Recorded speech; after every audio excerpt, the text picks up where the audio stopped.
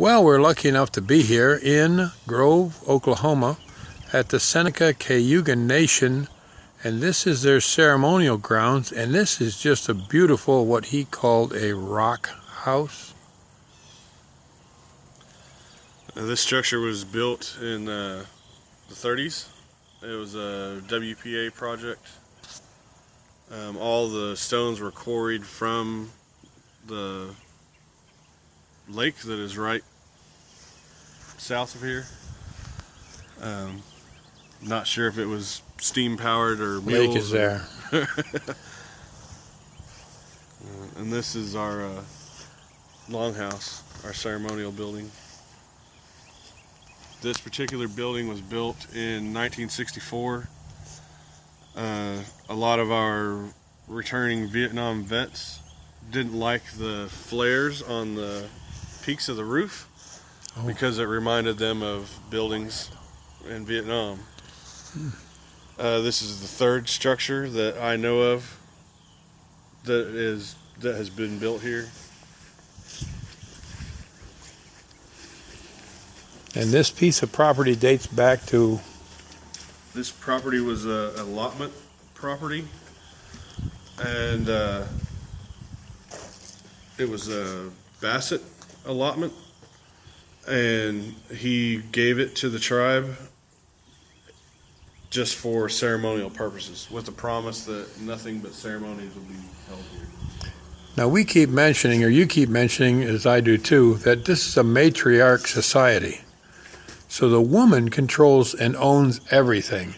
Now, in a culture where you are at battle and you're not just hunters or gatherers, you see the Senecas were the western gatekeepers of the Iroquois Six Nations. The Mohawk, which is, he's Seneca, I'm Mohawk.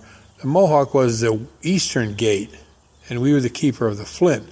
Both of us, especially being matriarch, because if the men are killed in hunting or battle, and there it's a patriarch society where the man controls everything, your family just dissipates. It loses its power. As a woman, a matriarch society, if the man is killed off for whatever reason in battle or in hunting, the family will stay strong because she owns everything, she controls everything, she teaches all the daughters how to raise the crops, raise the children, plant, take care of the animals, and the toughest of all, which they never have really mastered, is they try to learn to control the men.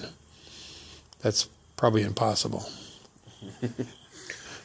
And as we look at their grounds, each of these dwellings is it's a family campsite.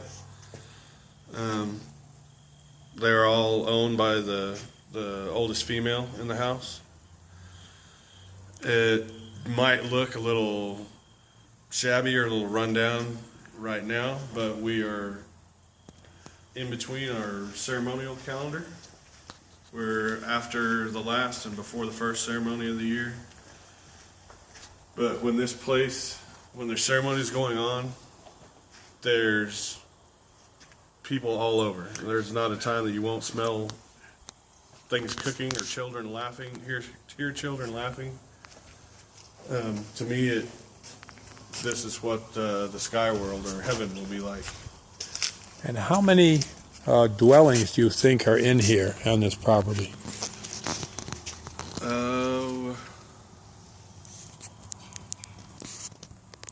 I think the count was close to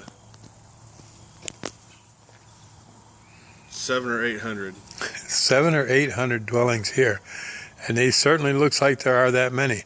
I'm trying to point out the flag down on this building right there of the 5 nations of the Haudenosaunee, and that is the original, that's one of the original patterns of that's the modern pattern of the Haudenosaunee, which is the 5 nations, which are the Seneca, Cayuga, Oneida, Onondaga, and the most beautiful of all, the Mohawk. and it's also the first draft of the Constitution.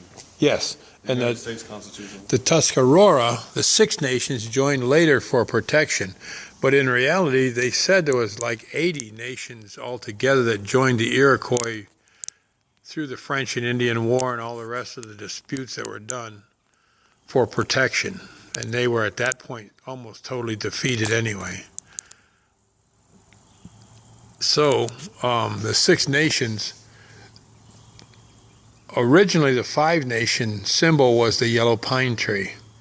And it was green triangles inside a yellow background. The reason being that the yellow pine tree was one of the only trees that had 5 needles joined together at one point, one stem.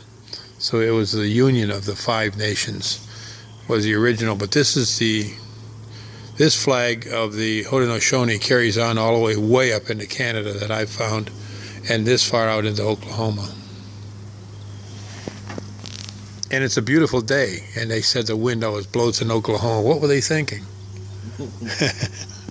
Again, thank you very much.